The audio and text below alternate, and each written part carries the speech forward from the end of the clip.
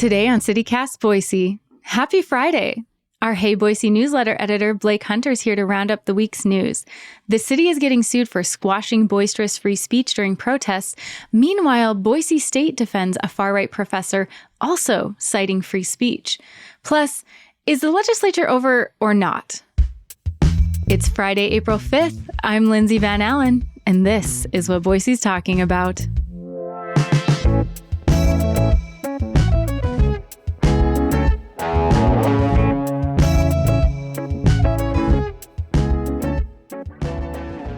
Well, Blake, welcome back for another week of what felt like maybe too much news. It felt like too much was going on this week. This was a heavy week. Yeah, there was a lot just kind of up in the air. It's a Mercury retrograde already, too. So I'm like, wait, why couldn't we have picked a better time for this to happen? But it's Friday. We made it, ? Yeah. But I think we did. We're here at least. So we made it here. That's right. We'll see where this ends up. So one of the things that really made quite a splash, and a lot of people have been talking about, is that the Sierra Club has filed a lawsuit about a Boise statute. Yeah. And the Rest Collective is helping them with that. Can you tell us a little bit more about what's going on with that, what the lawsuit entails? Yeah, so this is a lawsuit against the city of Boise, and particularly based on actions from the Boise Police Department. So obviously the Boise Police Department has not been a stranger to any amount of controversy in the last few years. This is an interesting one, though, because it comes out of protest rights.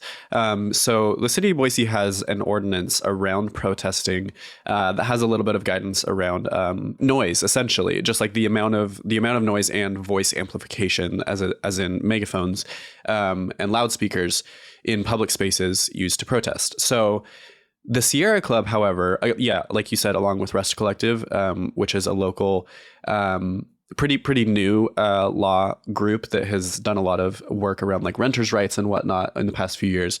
But them and the Sierra Club have partnered up to essentially their claim is that the Boise Police Department is discriminating against progressive political causes and enforcing this specific section of city code to ticket and kind of put a dampener on any political activists, progressive political activists specifically. So in the lawsuit, the first thing they did was cite, a few examples of this, and they didn't have any examples before 2021. And so that's a big part of their argument here is that, this is the 70-year ordinance that's been around for a long time, but it's only recently been adapted and used by police to target political activists. So it was used on a Black Lives Matter activist in 2021.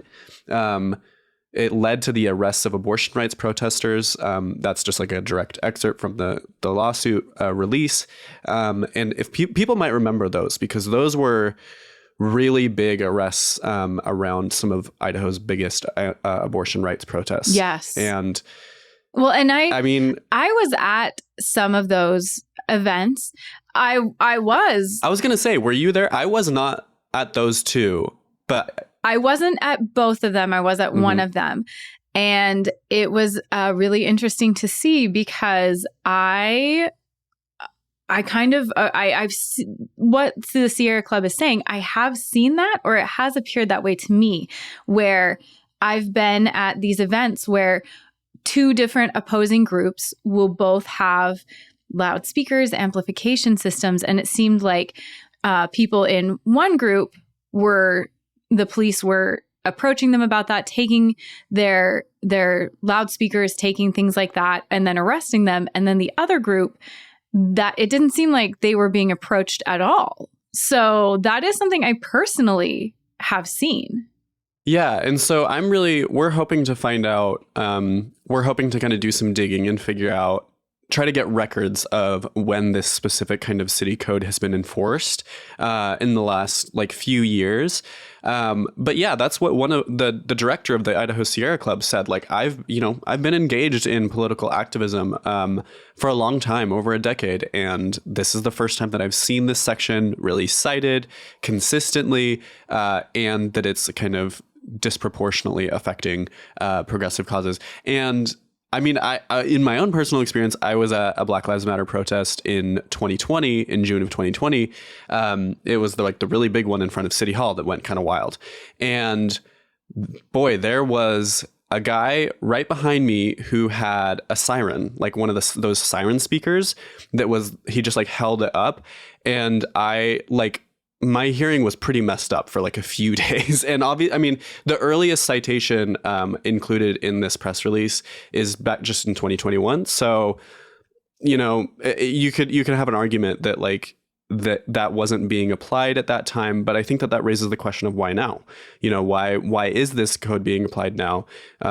Is it because I think that there's an argument maybe of like businesses making saying that their business is being disrupted by this kind of thing. I think about like 8th Street, like that's a common area for protests. Yeah.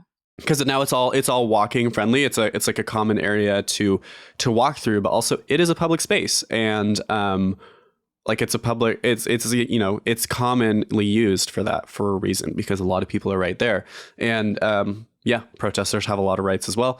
So I'm really interested. This lawsuit was just announced. We haven't heard anything from BPD on it, but I'm really interested to see where this kind of plays out, and hopefully we'll have some more information soon. Yeah, I'm also really interested because, like the member of Sierra Club that has talked a lot about this said, I had been to protests and demonstrations in Boise prior to 2020, and people had loudspeakers, people had megaphones, people had loudspeakers with music blasting. That was just kind of, if you're going to that kind of a political event, that's kind of going to be how that is.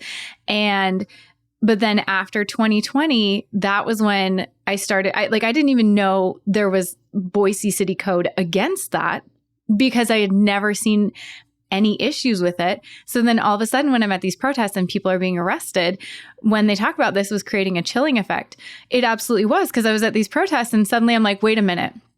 Is something going on here? Am I participating in something that's illegal? Like, I thought this was fine.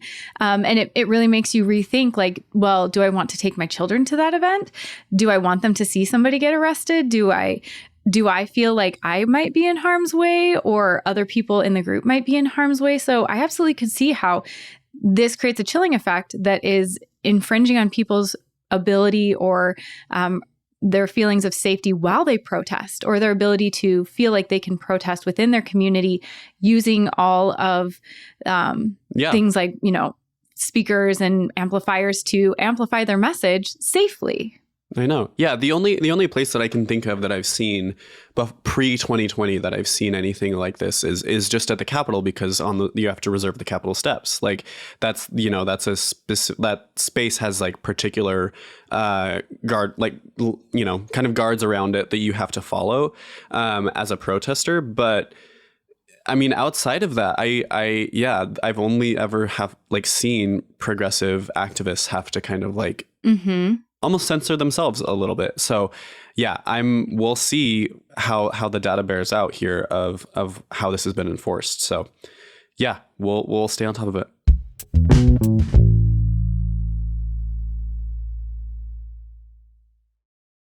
This episode is brought to you by ShipStation. If you run an e-commerce business, you know how much work it takes to produce something great while dealing with complicated shipping issues. That's why over 130,000 companies have turned to ShipStation, an innovative tool that allows you to focus less on shipping and more on building your brand. With ShipStation, you can manage orders, label printing, reporting, and customer service on one easy-to-use dashboard. You'll reduce warehouse costs with reliable enterprise solutions and save thousands on shipping costs with discounts up to 89% off. Plus, you can effortlessly import orders from everywhere you sell online. So, turn your shipping challenges into opportunities for growth. Go to ShipStation.com and use code POD to sign up for your free 60-day trial. That's ShipStation.com, code POD. Okay, one thing that I wanted to ask you about, as our resident expert on several far-right figures in this great state of Idaho, that we love, but boy, there are a lot of people here who cause us headaches sometime, including Professor Dr. Scott Yenor, who is still an employee at Boise State University, but has in the past couple of years really been bouncing around the national conservative headboard, just kind of all over the place. But he recently made some news for being behind this specific kind of media site. I'm not going to call it a journalism outlet, and I'll let you talk about why. But can you talk us through what's recently happened in the world of Scott Yenor? Absolutely. And when I tell you, when I made that first video about Scott Yenor, I did not anticipate that in 2024, whenever people bring up Scott Yenor, that I would be mentioned in conjunction. So that is a journey. Which I want to interject here and just remind people, I'm sure that so many people listening are familiar, but might not remember his name. He is the professor at Boise State who said, our independent women seek their purpose in life in mid-level bureaucratic jobs like human resource management, environmental protection, and marketing. They are more medicated, meddlesome, and quarrelsome than people need to be. You may have seen people with sweatshirts saying that and that kind of thing, but that's specifically what we're talking about from a few years ago. Was Lindsay's first big TikTok was about this. Yes, that was my first viral political TikTok. And yeah, that one went national. I was not prepared for that. So in the interim, in the meantime, Scott Yenor has done a couple different things. We had an episode where we talked about the Society for American Renewal. Right. And that was the secret club where he used his Boise State email to spread all of the messaging and contact all the leaders. And so an information request, because it's a public university, was able to expose all of that, and Talking Points memo and different other outlets covered that. And so what he has also done is he created a group called Action Idaho. He started this a couple years ago. I made a TikTok about it, just kind of briefly, because he'd been talking about doing journalism, but we didn't know what he was going to be calling it. So this site popped up, Action Idaho. It became really active on Twitter, or I guess X, whatever we want to call that now. And it would retweet some of the most extremist positions. So some really extremist takes from people like anti-Semitic propagandist Dave Riley. It would retweet things from the Idaho Freedom Foundation and just some other maybe bad actors and things like that. And nobody really knew who it was. I kind of got into it on Twitter with them. As you are wont to do. Yeah. There's one thing I'll do on Twitter, I'll get into it. And so we had some back and forth, but I didn't know who it was. They also constantly talked about how put upon Scott Yenor was, how he was such a victim, how he was being attacked by leftists. And it was just, poor guy, poor Scott Yenor. So there was a report from The Guardian that when they were combing through all of Scott Yenor's emails, they also found that he had started this Action Idaho group.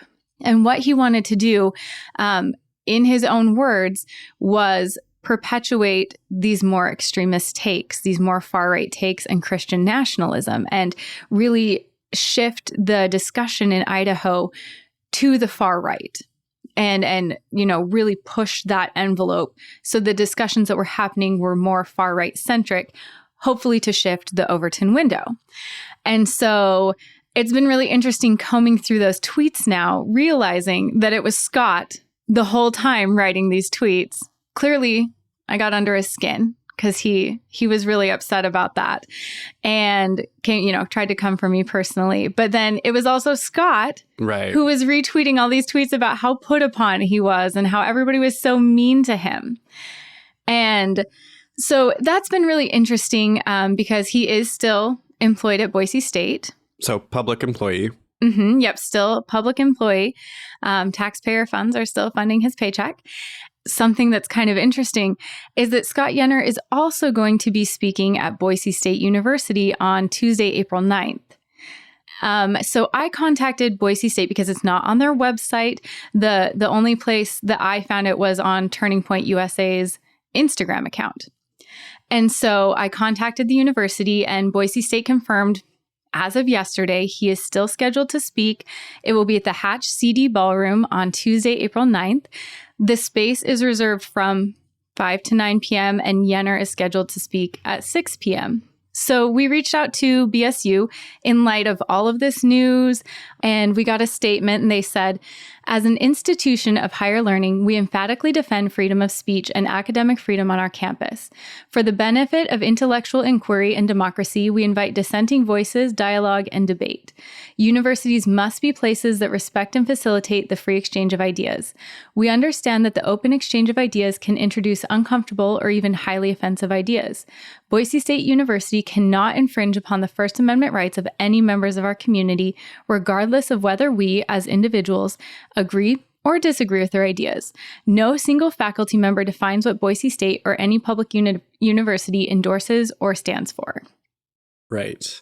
Which, what a thorn in the side of Boise State this has been, just like from a PR perspective, honestly, for the past few years, because, they've had to deal with both the legislature and also pressure from, the entire nation. Like they've had letters from huge companies and from, just all over the world of people pouring in and saying like, you have to get rid of this guy. And obviously with the eyes on them, they do not want to infringe on look like they're infringing upon any First Amendment rights here. And it's funny because I went back to an article that actually I wrote when I was back at the Arbiter as a student, and referenced your TikTok, which, what a small world, back in 2021. And there are a few sentences in that statement that you just read that are copy and paste from what they were saying 3 years ago. So, which at the same time, there's been a lot of push lately. I think that the Idaho Statesman just ran 2 op-eds back to back this week that were saying like, we need to fire Yenor. And so there's a lot of push for it, but it's hard to imagine that anything major is going to happen soon. So about this event though, is this through Turning Point USA then? As far as I'm aware, it was only listed on the Turning Point Instagram page. So I believe it is their event. There is a Turning Point USA club at Boise State. And so I believe it is their event. The university hasn't advertised it anywhere on their website, and I haven't seen it anywhere else. Like Scott Yenor is not advertising it like on his Twitter account or anything. So that's the only place I've seen it. They put their logo on it. So I'm assuming it's their event. But yeah, no, like I understand us needing to stand for the First Amendment. I think that's critical, extremely, extremely, extremely important. But that cuts both ways. So Scott Yenor, absolutely, I guess, according to Boise State and First Amendment, can speak at the university. We all also have First Amendment rights. Yeah. And so, it's going to be Tuesday, April 9th at the Hatch CD Ballroom. The space is reserved from 5 to 9, and he's scheduled to speak at 6. So we all also have First Amendment rights. Yeah, absolutely. And also some matter of saying what we want our tax dollars to be used for, but sometimes not as much as we would like. No. Well, I think it's really interesting. Our legislature constantly talks about, liberal universities pushing this liberal agenda. And then it turns out, whoopsie, the professor at Boise State University is himself admitting he's pushing a Christian nationalist far-right agenda, trying to push the types of conversations that we're having in Idaho to the far right. On the state transparency salary website, Yenor is listed as making $106,000. So we as the taxpayers are paying for that while he's using public resources to push for Christian nationalism and a national divorce and a regime change. Yeah. I'm sure that we will continue talking about Yenor, whether we would like to or not. But yeah, thank you for catching us up on the latest in his little corner. Okay, Blake, in the past, I've done top picks. So our top stories for the week, what we think is really great that's happening around the area. This week, I want to switch it up a little bit, and we're going to do the bottom of the barrel picks, because this week was a lot. And I think there are just so many bottom of the barrel things to choose from, especially with the legislature. So I normally try to keep that a really broad thing, but we're going to keep it really narrow. And we're going to talk about our bottom of the barrel picks from the legislature this week. And we are going to, in short order, have another episode really going in depth on all of these things. So we aren't going to hit them with a ton of depth today. We just want to talk about the absolute worst things that are happening that you definitely need to be knowing about. Yeah, absolutely. So my first pick, a lot of people probably saw this, but my first pick is a Department of Health and Welfare budget that got cut by the Senate. And particularly the reason that this got cut is because it was essentially over a federal lunch program for children. So just earlier this year, the Department of Agriculture, the U.S. Department of Agriculture, made this, there was a pandemic era funding program for lunches during the summer for kids that was for specifically low income students. And so it essentially gives them like $40 a month in stipends to be used kind of like SNAP benefits to be able to get lunch during the kind of summertime, like off season when they're not in school. And so the Department of Agriculture already has this money. It's already lined up. It announced to all of the states that they have access to this, and Idaho said, no, thank you. Idaho would have had to put together $545,000 to kind of cover like the administrative costs. And they didn't want to. And particularly, they didn't want to because, the reasons run the gamut, and I put reasons in quotes because one of the representatives implied, or senators, I should say, applied this logic of, we don't want to give kids the wrong idea that you don't get something for nothing. You need to work for all that you can get. Oh, perfect. That's a good message for 6-year-olds. Absolutely. I think that low-income 6-year-old children, I think that they should have to work for lunch. I love that. A little quid pro quo for the 5-year-olds with the state legislature. That's nice. Those are life lessons. Absolutely. And as you can imagine, there was considerable pushback, especially from Democrats. So this applies to 136,000 students in Idaho. And I don't have a specific estimate for Boise, but I think that I saw somewhere that it's around 30,000. But, don't specifically quote me on that. But that kind of makes sense as far as just like the proportion of the population.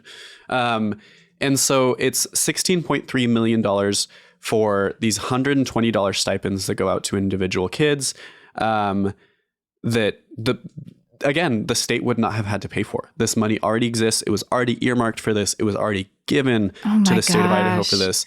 And legislators said, no, we don't want to send the wrong message here. I also want to say that one legislator very incorrectly implied that like this could be used to pay for alcohol. No, it's not. They're not giving them a debit card. Like, how are these the conversations that we're having? Every time I think we have reached the bottom, it gets lower. We can always go lower. That's why it's the bottom of the barrel pick. It's really a well, actually. You can just keep digging. That's true. It's not the bottom of the barrel. It's the well. And we just keep digging. That is why really big bummer is the summer EBT program in Idaho is not going to be happening while a bunch of other states do get to do it. How much would the state of Idaho had to like pony up for this? $545,000. Oh, okay. So about the cost of one of the lawsuits that they're going to have to pay for some of the unconstitutional laws that they've passed. Which I'm sure we're about to get into, or 5 Scott Yenors. Okay. So the cost of 5 Scott Yenors, we could have fed 136,000 hungry kids in Idaho. We're doing so good. What's your bottom of the barrel pick? Okay, my bottom of the barrel pick, it was hard. There is so much this week that is the bottom of the barrel. But I think my pick was House Bill 421. Oh, boy. Yep. Yeah. Oh, this one's... okay. All right. So this bill, for anyone who's unfamiliar, basically conflates sex and gender.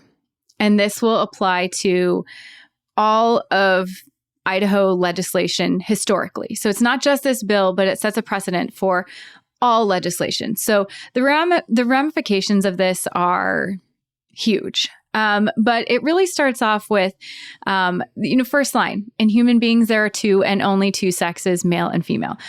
As a nurse, that's not accurate. Not true. Medically inaccurate. So we're already starting with something that is demonstrably false. Just on that first line alone.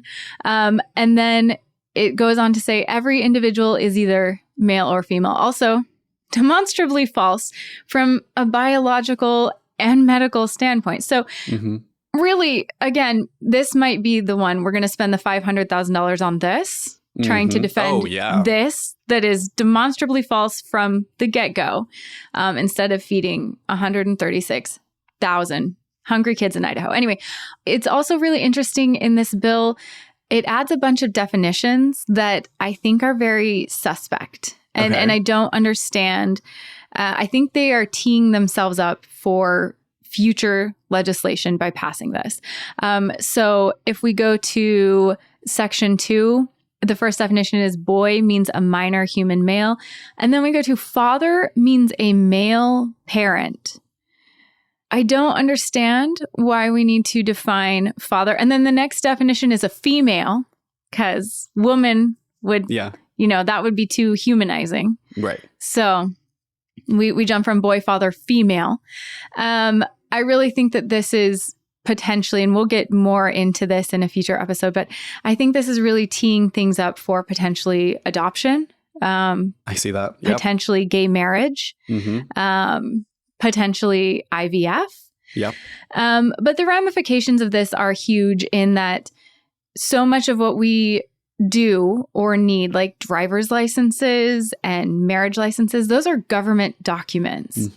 And so if we are trying to set these very strict, stringent, non-medically accurate or biologically accurate terms for sex and gender, this is potentially going to influence a lot of people's ability to get these government documents, or to correctly get government documents that reflect who they are as a person. And so this is to isolate and otherize trans Idahoans, non-binary Idahoans, intersex Idahoans.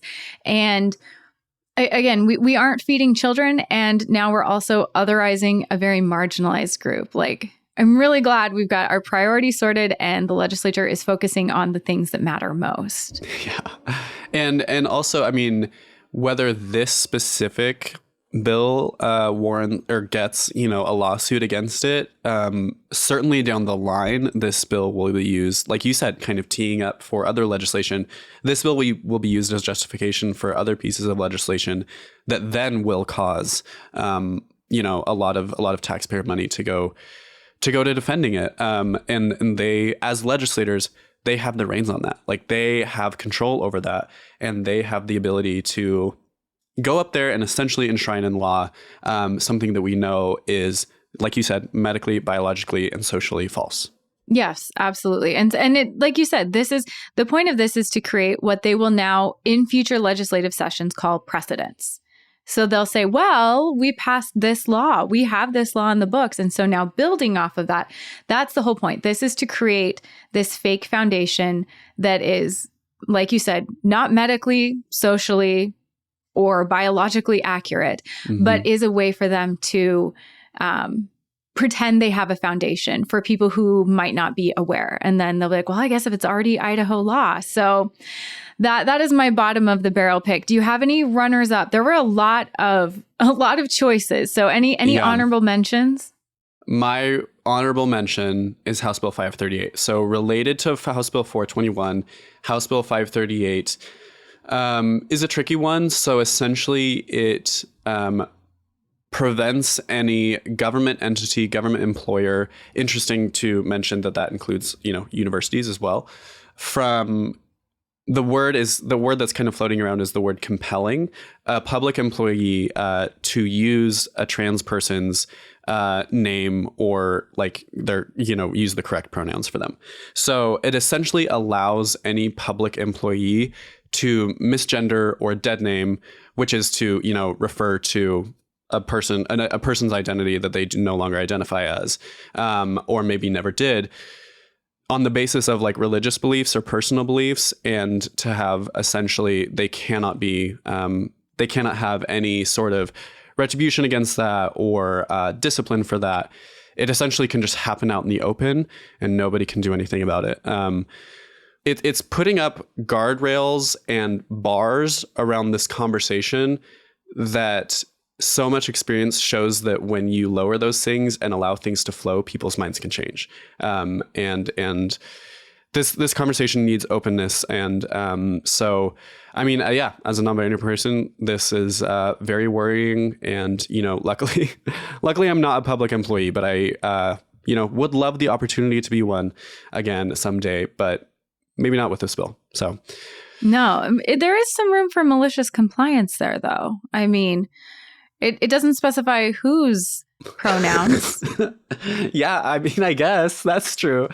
Whose names. So I feel like this is kind of, if we're going to declare open season, I feel like it's open to season for everyone. That's true. Just be careful. Don't accidentally, not everyone just unleash to misgender people. But also, I do see what you're saying of like, well, let's make a case out of this, let's demonstrate how erroneous this is. So I hear you. Thoughtfully. Yeah. Thoughtfully. Cause havoc. Yeah. That malicious compliance is very, very powerful.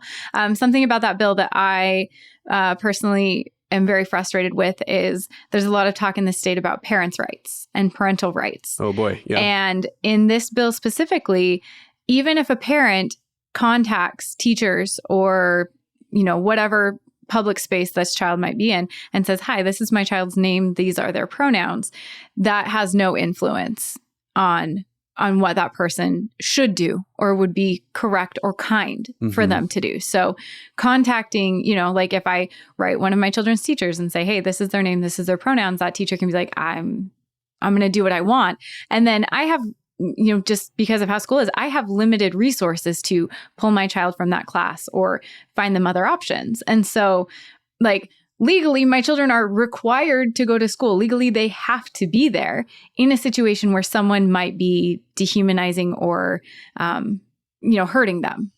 Yeah. And you as a parent who wants to, validate your child and take care of them really has no power over that and has no ability to say anything about that. Of course, the opposition, the folks who push this bill have said that this is about First Amendment. Essentially, you should not be able to compel me to literally say something that I don't want to say, which, of course, that's such a lightning rod for the legislature, and rightly so. Again, like we talked about, First Amendment rights. But at the same time, I mean, as all of the opposition and almost all of the testimony regarding these bills said, this is just going to further marginalize the people who are already having a really hard time. So yeah, it just kind of feels like a reflection of the Sierra Club's lawsuit, where there's maybe this unequal application of the First Amendment or unequal defense of the First Amendment. Just something maybe to think about. We'll leave that to the lawyers, but yeah. Do you have any honorable mention really quickly? I do. Yep. I will be really quick with my honorable mention, even though I could talk about this all day. It is House Bill 710. Yes. Yeah. Library bill, right? Yep. Library bill. The legislature finally did it. After years and years and years, they have passed a bill to ban books. And what this bill, we've talked about it. We've covered it. We had some amazing people from the Idaho Library Association on. And what this bill does is basically any member of the community, if they feel like a bill is harmful for their child, or if they feel like a book is harmful for their child. And there's a whole list of things, but it does specifically say romantic and homosexuality. So, I mean, we could talk about things like hand holding or a kiss, or it doesn't define, so anything, any LGBTQ, anything. But then it also in another section just says harmful for your child. And so any of those books can be challenged, and if the library doesn't want to remove them, then there can be a lawsuit where the person can get $250,000 or $250 plus damages plus lawyers' fees. And so the concern is this will create a chilling effect, and a lot of libraries don't have an adults only section to put these books in if they're challenged. School libraries especially don't have there's no room. An adult only section. That doesn't exist. A lot of our local libraries don't have that. And so I don't know what a lot of libraries are going to do with this bill. It essentially, the point is to create a chilling effect where these books are removed or children can't go in libraries, or just really kind of chipping away at these third space public institutions. But this one is also just, if it does end up getting signed, there's a lot of malicious compliance also for this one. I mean, harmful to your kids is a very subjective metric. And yeah, absolutely. I think we can make the case about a lot of things. I know, it's such a slippery slope when you apply this logic. Yeah, which I appreciate your proclivity for chaos there. But I do want to mention so this bill, as well as a couple of the others that we've mentioned, are now going on to Governor Brad Little for signature. And then the legislature is going to reconvene on the 10th to potentially override any vetoes that he's put down. And in the interim, the Idaho Libraries Association, so folks that we've had on the show, and folks that I know a lot of listeners and readers of the Hey Boise newsletter really feel strongly about, are asking folks to call in and are really, really pushing for people to vocally respond to Governor Little and urging him not to sign this. They've made some headway with him in the past before on this instance, so we'll see what happens in the next few days. Yeah, and that's definitely a way if you're looking for a way to get involved, or you're feeling frustrated with how this legislative session or this week particularly went. I mean, that's when we're talking about First Amendment, when we're talking about our ability to influence, the government around us. That's potentially an avenue that is still open. So I'm glad that the Idaho Library Association is talking about that, getting information out about that. So yeah, keep your eye out. Well, thanks so much, Blake. It has been quite the week. Yeah. Hopefully the weekend is a little brighter, a little better. Yeah, I hope so. I hope everyone takes care of themselves. Yeah. We'll get through this retrograde in the legislative session. We'll get through it together. Yes.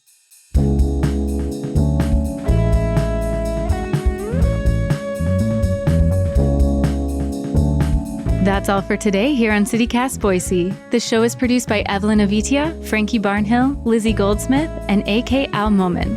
Blake Hunter writes our Hey Boise newsletter, and our music is by Up Is The Down Is The. If you enjoyed our show today, leave us a review. It helps other people find us. We'll be back on Monday with more stories from around the city. Catch you then.